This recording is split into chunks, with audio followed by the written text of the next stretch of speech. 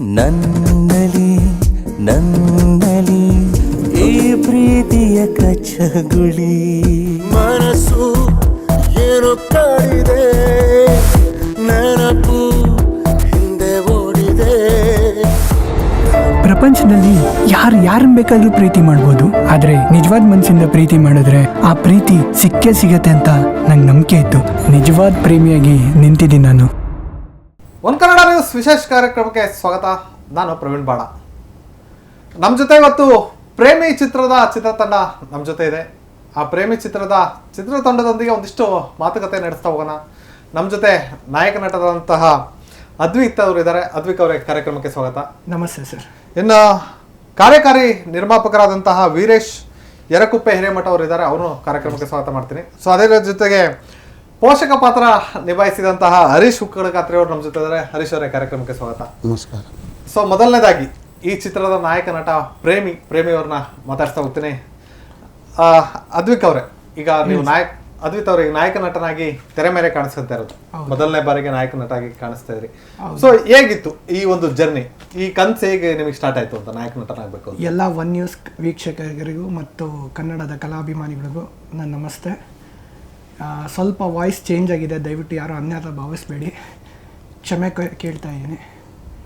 ನಾನು ಮೊದಲನೇ ಬಾರಿ ನಾಯಕ ನಟನಾಗಿ ಈ ಪ್ರೇಮಿ ಮೂಲಕ ಹೊರಗಡೆ ಬರ್ತಾಯಿದ್ದೀನಿ. ಬಟ್ ಆದರೆ ನಾನು ಸಣ್ಣ ಪುಟ್ಟ ಪಾತ್ರಗಳನ್ನು ಮಾಡ್ತಾನೇ ಇದ್ದೆ.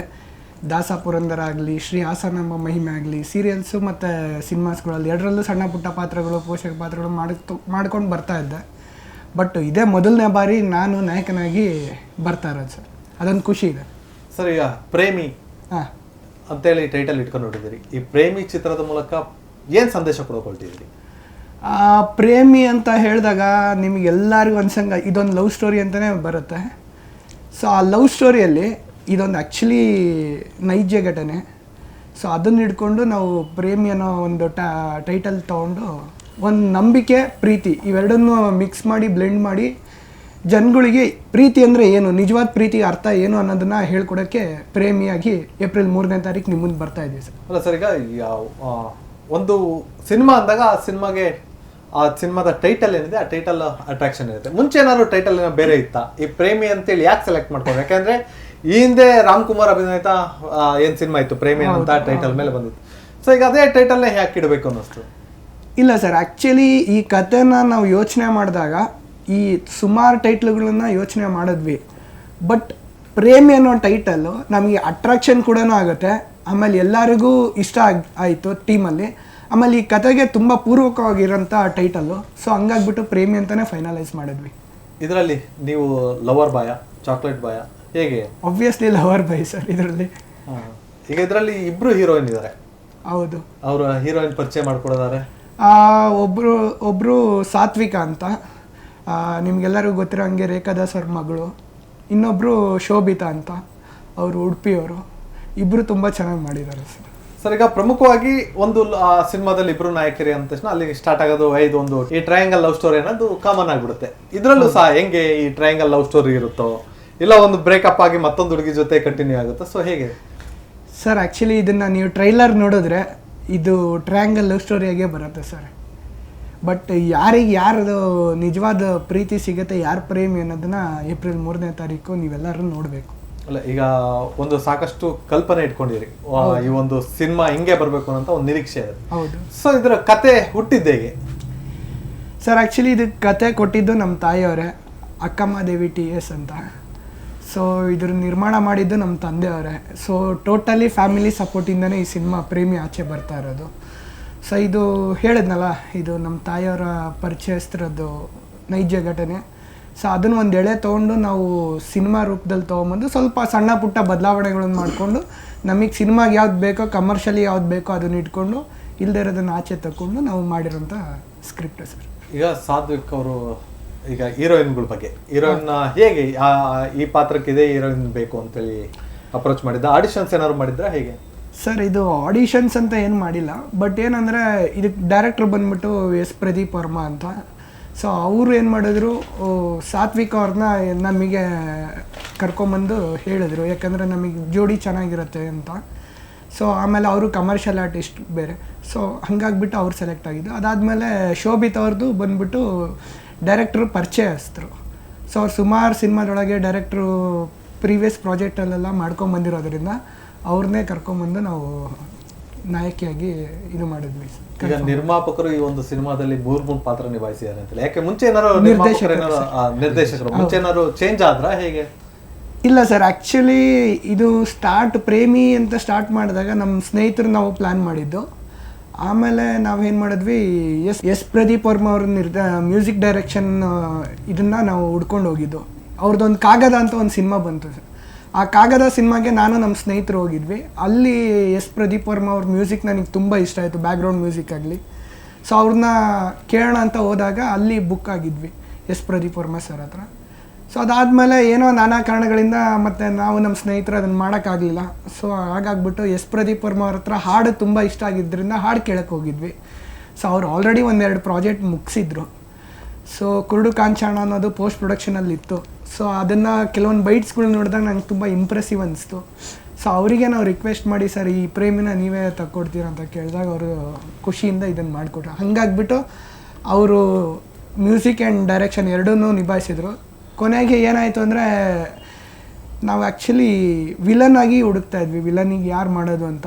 ಸೊ ಚೇತನ್ ಗಂಧರ್ವ ಅವ್ರನ್ನ ನಾವು ಒಂದು ಸತಿ ಕೇಳಿದ್ವಿ, ಬಟ್ ಡೇಟು ಕ್ಲ್ಯಾಶ್ ಆಯಿತು. ಅವ್ರಿಗೂ ಮತ್ತು ನಮಗೂ ಡೇಟ್ ಆಗಿ ಬರಲಿಲ್ಲ. ಆದ ಕಾರಣ ಅವರು ಮಾಡೋಕ್ಕಾಗಲಿಲ್ಲ. ನಾವು ಕೊನೆಗೆ ಪ್ರದೀಪ್ ಸರ್ನೇ ಕೇಳಿದಾಗ ಅವರು ಮಾಡ್ತಾರೆ. ಹಂಗಾಗ್ಬಿಟ್ಟು ವಿಲನ್ನು, ಮ್ಯೂಸಿಕ್ಕು, ಆಮೇಲೆ ಡೈರೆಕ್ಷನ್ ಮೂರು ಪ್ರದೀಪ್ ವರ್ಮ ಸರೇ ಮಾಡ್ತಾಯಿದ್ದಾರೆ. ಸರ್, ಈಗ ಒಂದು ಕನಸು ಅನ್ನೋದಿರುತ್ತೆ. ಈಗ ನಾನು ಒಂದು ದೊಡ್ಡ ಸ್ಕ್ರೀನಲ್ಲಿ ಕಾಣಿಸ್ಕೋಬೇಕು, ಸೊ ನನ್ನ ಯಾರು ಒಬ್ರು ಲಾಂಚ್ ಮಾಡಬೇಕು ಅನ್ನೋದು ಪ್ರತಿಯೊಬ್ಬರಲ್ಲೂ ಸಹ ಇರುತ್ತೆ. ಸೊ ಅಂಥದ್ರಲ್ಲಿ ಈಗ ಅಮ್ಮ ಕತೆ ಕೊಡ್ತಾರೆ, ಅಪ್ಪ ನಿರ್ಮಾಣ ಮಾಡ್ತಾರೆ. ಸೊ ಹೇಗೆ ಸರ್ ಈ ಒಂದು ನಿಮ್ಮ ಕನಸು ಹೇಗೆ ಚಿಗುರು ಹೊಡೆದಿದ್ದೆ, ಹೇಗೆ ಎಮ್ಮರ ಆಗಿದ್ದೆ? ಸರ್, ಇದು ಆ್ಯಕ್ಚುಲಿ ನಾನು ಬೇಸಿಕಲಿ ದಾವಣಗೆರೆ ಹುಡುಗನೇ, ಬೆಣ್ಣೆನಗರಿ ಹುಡುಗನೇ. ಇಲ್ಲಿ ನಿಮಗೆ ಗೊತ್ತಿರತ್ತೆ, ಆವಾಗ 90ಸಲ್ಲೆಲ್ಲ ನಾವು ಈ ಗಣೇಶನ್ ಫೆಸ್ಟಿವಲ್ ಬೀದಿಯಲ್ಲೆಲ್ಲ ಹೋಗಿ ಡ್ಯಾನ್ಸ್ ಮಾಡ್ತಾ ಇದ್ದಿದ್ದು. ಸೊ ಅವಾಗೇನು ತುಂಬ ಆ್ಯಕ್ಟಿವಲ್ಲಿದ್ದೆ, ಕಲೆವಂಥ ವಿಚಾರದಲ್ಲಿ ತುಂಬ ಆ್ಯಕ್ಟಿವಲ್ಲಿದ್ದೆ. ಅಲ್ಲಿ ಯಾವುದೇ ಫಂಕ್ಷನ್ ಆದರೂ ಹೋಗ್ಬಿಟ್ಟು ಡ್ಯಾನ್ಸ್ ಮಾಡೋದಾಗಲಿ, ಈ ನಾಟಕಗಳು, ಡ್ರಾಮಾಸ್ಗಳು, ಈ ಥರ ಎಲ್ಲ ಸ್ಕೂಲ್ ಆ್ಯನ್ಯುವಲ್ ಡೇ ಫಂಕ್ಷನ್ಸ್ಗಳಲ್ಲಿ ಪ್ರತಿಯೊಂದು ಕಡೆ ಮಾಡ್ಕೊಂಡು ಬರ್ತಾ ಇದ್ದೆ. ಸೊ ಅಲ್ಲಿ ಈ ಹುಚ್ಚು ಬೆಳೀತು. ಸೊ ಈ ಜನರು ಶಿಳ್ಳೆ ಚಪ್ಪಾಳೆ ಏನಾಯ್ತು ಅದು ತುಂಬ ಇನ್ಸ್ಪೈರ್ ಮಾಡೋಕ್ಕೆ ಸ್ಟಾರ್ಟ್ ಮಾಡ್ತು. ಸೊ ಅಲ್ಲಿಂದ ಹಂಗೆ ಬರ್ತಾ ಬರ್ತಾ ಬರ್ತಾ ಎಜುಕೇಷನ್ ಕಂಪ್ಲೀಟ್ ಆದರೂ ಅದು ಹೋಗಲಿಲ್ಲ ಆ ಹುಚ್ಚು. ಸೊ ಏನು ಮಾಡಿದ್ವಿ, ಕೊನೆಗೆ ಇಲ್ಲ ನಾನು ಆದರೆ ಹೀರೋನೇ ಆಗಬೇಕು ಅಂತ ಹೇಳ್ಬಿಟ್ಟು ಡಿಸೈಡ್ ಮಾಡಿ, ಚಿಕ್ಕ ವಯಸ್ಸಿನ ಹುಚ್ಚಿತ್ತಲ್ಲ. ಸೊ ಕೊನೆಗೆ ಅದೇನು ಮ್ಯಾನಿಫೆಸ್ಟೇಷನ್ ಅಂತಾರಲ್ಲ, ಅದನ್ನು ಮಾಡಿಕೊಂಡೇ ಬಂದು ಇವಾಗ ಕೊನೆಗೆ ಪ್ರೇಮಿಯಾಗಿ ನಿಮ್ಮ ಮುಂದೆ ಆಚೆ ಬರ್ತಾ ಇದ್ದೀನಿ. ಅಂದರೆ ಒಟ್ಟು ಪ್ರೇಮಿ ಅನ್ನೋದು 90s ಕಿಡ್ಸಿಗೆ ಇದು ಆ್ಯಕ್ಚುಲಿ 90ಸಲ್ಲಿ ನಡೆದಿರೋಂಥ 90s ಕಿಡ್ಸಿಗೂ ಯೂಸ್ ಆಗತ್ತೆ ಇದು. ಐ ಮೀನ್ ಟಚ್ ಆಗತ್ತೆ, ತುಂಬ ಎಮೋಷ್ನಲ್ ಜರ್ನಿ ಇದು. ಸೊ ಆಮೇಲೆ ಜೆನ್ಸಿ ಕಿಡ್ಸಿಗೂ ಇದು ಸ್ವಲ್ಪ ಆ ಎಳೆನೂ ತೊಗೊಂಡಿದ್ದೀವಿ. ಇದು ಇಬ್ರಿಗೂ ಸೂಟ್ ಆಗುವಂಥ ಕತೆ ಸರ್. ಈಗ ನಮ್ಮ ಜೊತೆ ಕಾರ್ಯಕಾರಿ ನಿರ್ಮಾಪಕರು ನಮ್ಮ ಜೊತೆ ಇದ್ದಾರೆ. ವೀರೇಶ್ ಯರಕುಪ್ಪೆ ಹಿರೇಮಠ್, ನಮಸ್ಕಾರ ಸರ್. ಈಗ ಈ ಸಿನಿಮಾಗೆ ಒಂದಿಷ್ಟು ಬಜೆಟ್ ಅಂತ ಹೇಳಿರುತ್ತೆ. ಈ ಬಜೆಟ್ ಏನಾದ್ರು ಇಷ್ಟೇ ಹಾಕ್ಬೇಕು, ಇಷ್ಟೇ ಏನು ಒಂಚೂರು ಕೈ ಏನಾದ್ರು ಹಿಡಿದಿದ್ರಾ ಹೆಂಗೆ ಸರ್? ಬಜೆಟ್ ಅಂತ ಬಂದಾಗ ನಾವೆಲ್ಲೂ ಕೈ ಹಿಡಿದು ಇದು ಮಾಡಬೇಕು ಅಂತ ಎಲ್ಲೂ ಮಾಡಿಲ್ಲ. ಏನಕ್ಕಂತಂದರೆ ಒಂದು ಕ್ವಾಲಿಟಿ ಅಂತ ಬೇಕಾಗುತ್ತೆ. ಈಗ ನಾವು ಅದನ್ನು ಕಾಂಪ್ರಮೈಸ್ ಹಾಕಿ ನಾವು ರೆಡಿ ಇರಲಿಲ್ಲ. ಸೊ ಅದಕ್ಕೋಸ್ಕರ ನಾವು ಯಾವ್ಯಾವ ಟೈಮ್ಗೆ ಏನೇನು ಬಜೆಟ್ ಮಾಡಬೇಕು ಆ ಥರ ಮಾಡಿದ್ದೀವಿ. ಒಂದು ಒಳ್ಳೆ ಸಿನಿಮಾ ಮಾಡಿದ್ದೀವಿ ನಮ್ಮ ಬಜೆಟಲ್ಲಿ ಅಂತ ಅನಿಸಿದೆ. ಈಗ ಟೋಟಲ್ ಇದರಲ್ಲಿ ಎಷ್ಟು ಹಾಡುಗಳಿದ್ದಾವೆ ಸರ್? 5 ಹಾಡುಗಳಿದೆ. ಹೇಗೆ ಅನಿಸ್ತು ಸರ್ ಈ ಹಾಡುಗಳು? ಇಂತಿಂಥ ಜಾಗದಲ್ಲೇ ಹಿಂಗೆ ಇದೇ ಲೊಕೇಶನ್ ಶೂಟ್ ಮಾಡ್ಬೇಕು ಅಂತ ಒಂದು ಕಲ್ಪನೆ ಇರುತ್ತೆ. ಸೊ ಅದೇ ರೀತಿಯಾದಂಥ ಗುರಿ ಇಟ್ಕೊಂಡು ಮಾಡಿದಿರಿ. ಈಗ ಹಾಡುಗಳು ಕೂಡ ಹಿಟ್ ಆಗಿರೋದು. ಸೊ ಹೇಗಿದೆ ಸರ್ ಈ 5 ಹಾಡುಗಳ ಪ್ರೇಕ್ಷಕರಿಗೆ ಒಳ್ಳೆ ಮನೋರಂಜನೆ ನೀಡ್ತಾ ಇದೆ? ಹೌದು ಸರ್, ಇಲ್ಲ ಯೂಟ್ಯೂಬಲ್ಲಿ ಒಳ್ಳೆ ರೆಸ್ಪಾನ್ಸ್ ಸಿಗ್ತಾ ಇದೆ ನಮಗೂ. ಸಾಂಗ್ ಶೂಟಿಂಗ್ ಬಂದ್ಬಿಟ್ಟು ಒಂದು 4 ಲೊಕೇಶನಲ್ಲಿ ಮಾಡ್ಕೊಂಡ್ಬಿಟ್ವಿ. ಸಕಲೇಶ್ಪುರ, ಚಿಕ್ಕಮಂಗ್ಳೂರು, ಆಮೇಲೆ ಗೋವಾ, ಗೋಕರ್ಣ ಈ ಕಡೆ ಎಲ್ಲ ಮಾಡ್ಕೊಂಡ್ವಿ. ಚೆನ್ನಾಗಿ ಬಂದಿದೆ ಸರ್, ಎಲ್ಲ ರೆಸ್ಪಾನ್ಸು ಚೆನ್ನಾಗಿದೆ, ಎಲ್ಲ ತುಂಬ ಚೆನ್ನಾಗಿ ಮೂಡ್ ಬರ್ತಾ ಇದೆ. ಇನ್ನು ನೆಕ್ಸ್ಟ್ ರೆಸ್ಪಾನ್ಸ್ ನೋಡು. ಅಂದರೆ ಇದರಲ್ಲಿ ಒಂದು ಏನು ಗ್ರಾಮೀಣ ಭಾಗದ ಹೌದು ಹೀರೋಯಿನ್ ಒಬ್ರು ಇರ್ತಾರೆ, ಸಿಟಿ ಕಲ್ಚರ್ ಹೀರೋಯಿನ್. ಸೊ ಆ ರೀತಿ ಏನಾದ್ರು ಇದೆ? ಎಲ್ಲ ಹಳ್ಳಿ ಕಲ್ಚರಲ್ಲೇ ಶೂಟಿಂಗ್ ಮಾಡಿ ಆ್ಯಕ್ಚುಲಿ ಬಂದ್ಬಿಟ್ಟು ಇಬ್ಬರು ಹೀರೋಯಿನ್ಸ್ ಇದ್ದಾರೆ. ಒಬ್ಬರು ಹೀರೋಯಿನ್ ಬಂದ್ಬಿಟ್ಟು ಸಿಟಿ ಕಲ್ಚರ್ ಸ್ಟೋರಿ ರಿಲೇಟೆಡ್ ಹೋಗುತ್ತೆ, ಇನ್ನೊಂದು ಹೀರೋಯಿನ್ ಬಂದ್ಬಿಟ್ಟು ಹಳ್ಳಿ ರಿಲೇಟೆಡ್ ಸ್ಟೋರಿ ಇದೆ. ಸೊ ಎರಡೂ ಥರ ನಾವು ತೋರಿಸೋದಕ್ಕೆ ಟ್ರೈ ಮಾಡಿದ್ದೀವಿ. ತುಂಬ ಚೆನ್ನಾಗಿ ಮೂಡ್ ಬಂದು. ಸೊ ಮತ್ತೆ ಮತ್ತೊಬ್ಬರು ನಟರು ನಮ್ಮ ಜೊತೆ ಇದ್ದಾರೆ. ಅಂದರೆ ಪೋಷಕ ನಟರಾಗಿ ಬಣ್ಣ ಹಚ್ಚಿ, ಅದು ಪ್ರಥಮ ಬಾರಿಗೆ ಬಣ್ಣ ಹಚ್ಚಿ ಅದು ಪ್ರೇಮಿ ಮೂಲಕ ಅವರು ಕೂಡ ಸಿನಿಮಾ ರಂಗಕ್ಕೆ ಪದಾರ್ಪಣೆ ಮಾಡ್ತಿದ್ದಾರೆ. ಅವರು ಹರೀಶ್ ಹುಕ್ಕಡಗಾತ್ರಿ ಅವರು. ಹರೀಶ್ ಅವರೇ, ಈಗ ಸಿನಿಮಾದಲ್ಲಿ ಪೋಷಕ ಪಾತ್ರ ನಿಭಾಯಿಸಿದ್ರಿ. ಸೊ ಪೋಷಕ ಪಾತ್ರ ಯಾವ ರೀತಿ ಇತ್ತು, ಹೇಗೆ? ಮೊದಲನೇದಾಗಿ ಕನ್ನಡ ನ್ಯೂಸ್ ವೀಕ್ಷಕರಿಗೆ ನಮಸ್ಕಾರ. ಸೊ ಪೋಷಕ ನಟ ತುಂಬ ಚೆನ್ನಾಗಿ ಮೂಡಿ ಬಂದಿದೆ. ನಂದು ಇದು ಮೊದಲನೇ ಸಿನಿಮಾ. ಏನಪ್ಪ ಅಂದರೆ ಫಸ್ಟ್ ಟೈಮ್ ನಾನು ಬಣ್ಣ ಲೋಕಕ್ಕೆ ಬಂದಾಗ ಹೇಗಪ್ಪ ಇದೆಲ್ಲ ನಿಭಾಯಿಸೋಂತ ಇದಾಯಿತು. ನಮ್ಮ ಡೈರೆಕ್ಟರ್ ಸರ್ ಅವರೆಲ್ಲ ಹೇಳಿ ಈ ಟೈಪ್ ಮಾಡಬೇಕು ಅಂತೇಳಿ ನಿಧಾನವಾಗಿ ತೊಗೊಂಡು ಹೋಗಿದ್ದಾರೆ ಸರ್. ಹೇಗಿದೆ ನಿಮ್ಮ ಪಾತ್ರ, ಹೇಗಿದೆ ಸಿನಿಮಾದಲ್ಲಿ ಅಂತ? ಪಾತ್ರ ತುಂಬ ಚೆನ್ನಾಗೇ ಮೂಡಿ ಬಂದಿದೆ. ಇದು ಕುಟುಂಬ ಸಮೇತ ಕುತ್ಕೊಂಡು ನೋಡೋಂಥ ಒಂದು ಫಿಲಮ್ ಸರ್ ಅದು. ಅಂದ್ರೆ ಈಗ ನೀವೇನು ಹುಡುಗನ ಕಡೆನಾ ಹುಡುಗಿ ಕಡೆ ಪೋಷಕರ, ಹೇಗೆ? ಸರ್ ಅವರು ಇಬ್ರು ಕಡೆನೂ ಇದ್ದಾರೆ. ಹಾಫ್ ಎಪಿಸೋಡು ಹುಡುಗಿ ಕಡೆ ಇದ್ದೀವಿ, ಹಾಫ್ ಎಪಿಸೋಡು ಇದರಲ್ಲಿ ಇದರಲ್ಲಿ ಹುಡುಗನ ಕಡೆ ಇದ್ದೀವಿ ಸರ್ ನಾವೆಲ್ಲ. ಸರ್ ಈಗ ಅದ್ವಿಕ್ ಅವರೇ, ಈಗ ಪ್ರಮುಖವಾಗಿ ಸಿನಿಮಾ ಒಂದು ಸ್ಟಾರ್ಟ್ ಆಗುತ್ತೆ, ನಾವೇನೋ ಒಂದು ಮುಹೂರ್ತ ಮಾಡ್ತೀವಿ ಸಿನಿಮಾ ಸ್ಟಾರ್ಟಿಂಗ್ ಅಲ್ಲಿ ಚೆನ್ನಾಗೇ ನಡ್ಕೊಂಡು ಹೋಗೋದು. ಸೊ ಬರ್ತಾ ಬರ್ತಾ ಕೆಲವು ಅಡೆತಡೆಗಳು ನಿಮ್ಗೆ ಎದುರಾಗುತ್ತೆ. 100%. ಸೊ ಯಾವೆಲ್ಲ ತೊಂದರೆಗಳಾಯ್ತು ಸರ್? ಆ್ಯಕ್ಚುಲಿ ಈ ಸಿನಿಮಾ ಸ್ಟಾರ್ಟ್ ಮಾಡಿದಾಗಲೇ ನಮಗೆ ಅಡೆತಡೆಗಳಿಂದನೇ ಸ್ಟಾರ್ಟ್ ಮಾಡಿದ್ದು. ಯಾಕಂದರೆ ನಾನು ಹೇಳಿದ್ನಲ್ಲ, ಡೈರೆಕ್ಟ್ರು ಮುಂಚೆ ಬೇರೆ ಇದ್ದರು, ಆಮೇಲೆ ಮತ್ತೆ ಬೇರೆ ಆಯಿತು. ಸೊ ಹಿಂಗೆ ಪ್ರತಿಯೊಂದು ಹಂತದಲ್ಲೂ ನಮಗೆ ಅಡೆತಡೆಗಳಿಂದನೇ ಕಂಟಿನ್ಯೂ ಆಗಿ, ಆಮೇಲೆ ಇದು ಒಂದು ಪಾಯಿಂಟ್ ಆಫ್ ಟೈಮಲ್ಲಿ ನಮಗೆ ಏನು ಅನಿಸಿತ್ತು ಅಂದರೆ ಈ ಸಿನಿಮಾ ಕಂಪ್ಲೀಟ್ ಆಗುತ್ತೋ ಇಲ್ಲೋ ಅನ್ನೋ ನಮ್ಮ ಇದರಲ್ಲಿ ಬಂದುಬಿಟ್ಟಿದ್ವಿ.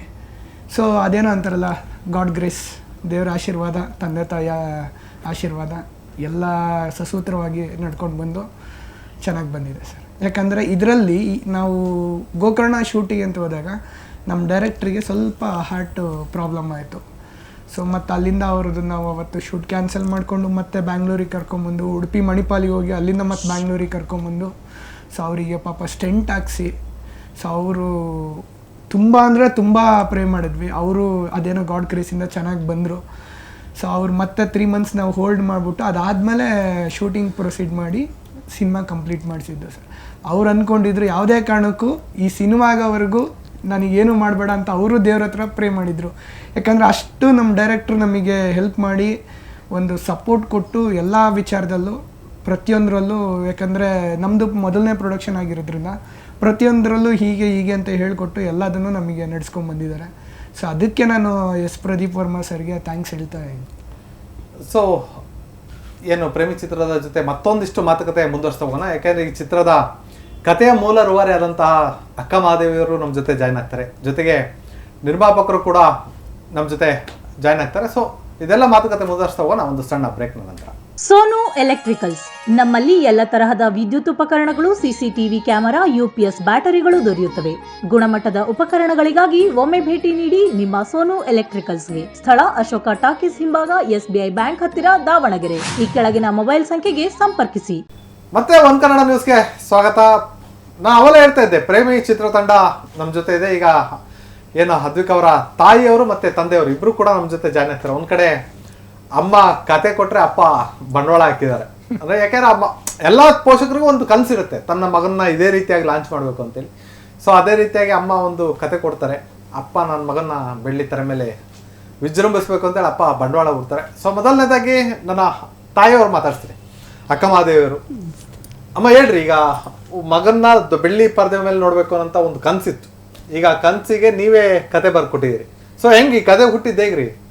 ಈ ನನ್ನ ಮಗ ಕೇಳಿದಾಗ ನನಗೆ ಸ್ವಲ್ಪ ಯೋಚನೆ ಮಾಡಿದೆ. ಯಾಕೆಂದರೆ ಸಿನಿಮಾ ಅಂದರೆ ತುಂಬ ಕಷ್ಟ ಈಗಿನ ಇದರಲ್ಲಿ. ಹಂಗಾಗಿ ಅವ್ನು ಮಾಡ್ತೀನಿ ಅಂದಾಗ ನಾನು ಹೇಳಿದೆ, ಫಸ್ಟ್ ನೀನು ಎಜುಕೇಷನ್ ಮುಗಿಸು, ಒಂದು ಕೆಲಸ ತಗೋ, ಆಮೇಲೆ ನಾನು ಒಪ್ಕೊಳ್ತೀನಿ ಅಂತಂದೆ. ಅವನು ಎಲ್ಲದೂ ಮುಗಿಸ್ಕೊಂಡು ನನಗೆ ಎಲ್ಲದೂ ಮುಗೀತು, ಈಗ ಸಿನಿಮಾ ಮಾಡ್ತೀನಿ ಅಂದಾಗ ನನಗೂ ಇಲ್ಲ ಅನ್ಲಿಕ್ಕೆ ಆಗಲಿಲ್ಲ. ಆಮೇಲೆ ನನಗೆ ಕತೆ ಕೊಡಬೇಕಾದ್ರೆ ನಾನು ಡೈರೆಕ್ಟರ್ ಹತ್ರ ಹೋದಾಗ ಅವ್ರು ಹೇಳಿದ್ರು, ನನ್ನ ಕತೆ ಇದೆ, ನೀವು ಮಾಡ್ತೀರಾ ಅಂತೇಳಿ. ನನಗೆ ಯಾಕೋ ಥ್ರಿಲ್ಲರ್ ಕತೆ ನನಗೆ ಇಷ್ಟ ಆಗಲಿಲ್ಲ ಫಸ್ಟ್ ಆಫ್ ಆಲ್. ಆಮೇಲೆ ನನ್ನ ಮಗನಿಗೆ ಒಂದು ಲವ್ ಸ್ಟೋರಿನೇ ಬೇಕಿತ್ತು. ಅದು ನನ್ನ ಫ್ರೆಂಡ್ದು ಒಂದು ಜೀವನದಲ್ಲಿ ನಡೆದಂಥ ನಿಜವಾದ ಘಟನೆ ಆಗಿತ್ತು. ಈ 90s ಒಂದು ಘಟನೆ ನಡೆದಿದ್ದು ನನ್ನ ಮನಸ್ಸಲ್ಲಿ ಹಂಗೆ ಉಳಿದಿತ್ತದು. ಅದನ್ನು ನಾನೇನು ಮಾಡಿದೆ, ಕತೆ ರೂಪದಲ್ಲಿ ತೊಗೊಂಡು ಬಂದೆ. ಅವ್ರು ಡೈರೆಕ್ಟರ್ ಹತ್ರ ಹೋದಾಗ ಅವ್ರು ಹೇಳಿದರು, ಮೇಡಮ್ ಇದು ನಿಜವಾದ ಘಟನೆ ಅಂತೀರಾ, ಇದನ್ನು ಸಿನಿಮಾಗಾಗಿ ಸ್ವಲ್ಪ ಚೇಂಜ್ ಮಾಡ್ಕೋಬೋದಾ ಅಂದರು.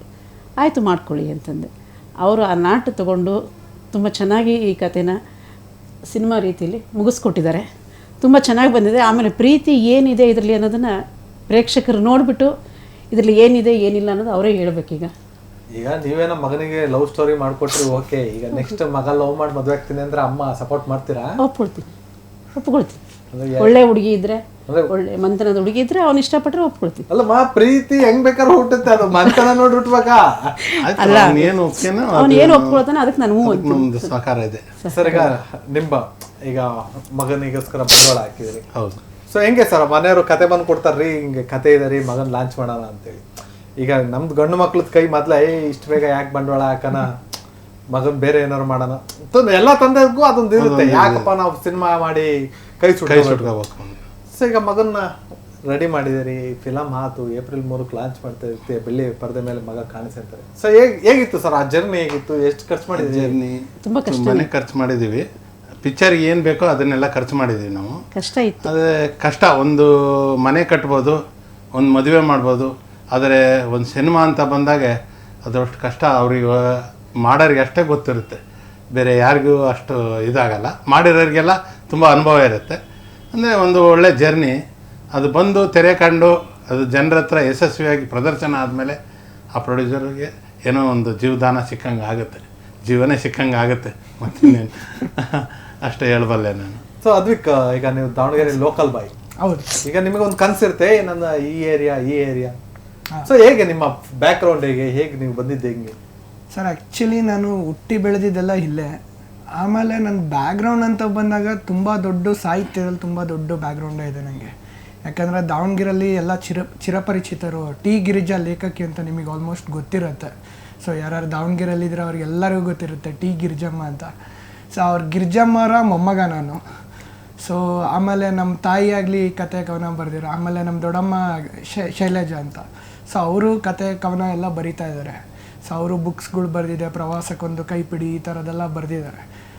ಸೊ ಇದೇನಾಗುತ್ತೆ ಅಂದರೆ ಒಂದು ಈ ಫ್ಯಾಮಿಲಿ ಬ್ಯಾಕ್ಗ್ರೌಂಡೇ ಬಂದುಬಿಟ್ಟು ಸಾಹಿತ್ಯ ಲೋಕದಲ್ಲಿ ಇರೋದ್ರಿಂದ ಸೊ ಹಂಗೆ ನಾನು ಹೇಳ್ಕೊಬೋದು ರಿಚ್ ಬ್ಯಾಕ್ಗ್ರೌಂಡಿಂದನೇ ಬಂದಿರೋದು ನನಗೆ ಅಂತ. ಆಮೇಲೆ ಫ್ಯಾಮಿಲಿ ಸಪೋರ್ಟ್ ತುಂಬ ಇದೆ ಸರ್ ನನಗೆ. ಆ್ಯಕ್ಚುಲಿ ಏನಕ್ಕೆ ಅಂದರೆ ನಮ್ಮ ರತ್ನಮ್ಮ ಅಂತ ಆಗಿರ್ಬೋದು, ರೇಖಮ್ಮ ಅಂತ ಆಗಿರ್ಬೋದು, ಪ್ರತಿಯೊಬ್ಬರು ನಮ್ಮ ಫ್ಯಾಮಿಲಿಯಲ್ಲಿ ಇವಾಗ ನೋಡಿದ್ರೆ ನಮ್ಮ ಪ್ರೇಮಿ ಸಿನಿಮಾ ನೋಡಿದ್ರೆ ಆಲ್ಮೋಸ್ಟ್ ಫ್ಯಾಮಿಲಿನೇ ನಿಂತು ಮಾಡಿರೋ ಥರ ಇದೆ. ಸೊ ಹಂಗಾಗ್ಬಿಟ್ಟು ಅದು ಹೇಳ್ಕೊಳಕ್ಕೆ ಒಂದು ಖುಷಿ ಆಗುತ್ತೆ. ಅದೊಂದು ಹೇಳ್ಬೋದು ಸರ್, ಅದೊಂದು ಖುಷಿ ಇದೆ ನಂಗೆ ಹೇಳ್ಕೊಳ್ಳೋದೆ. ಈಗ ಇದು ಏನು ಬಹು ತಾರಾಗಣ ಹೊಂದಿರುವಂತಹ ಚಿತ್ರನ, ಹೇಗೆ ಯಾರ್ಯಾರು ಪ್ರಮುಖ ಪಾತ್ರ ಸರ್? ತಾರಾಗುಣ ಅಂತ ಬಂದಾಗ ತಾರಾಗಣದಲ್ಲಿ ಇವಾಗ ಸಾತ್ವಿಕ್ ಅವ್ರು ಸ್ವಲ್ಪ ಕಮರ್ಷಿಯಲ್ಲು. ಅದು ಬಿಟ್ಟರೆ ಪ್ರತಿಯೊಬ್ಬರು ನಾನು ಹೊಸಬಾಗಿರೋದ್ರಿಂದ ನನಗೊಂದು ಏನು ಕನಸು ಅಂದರೆ ಹೊಸಬ್ರೇ ಬರಲಿ ಅಂತ ನನ್ನ ಜೊತೆಗೆ.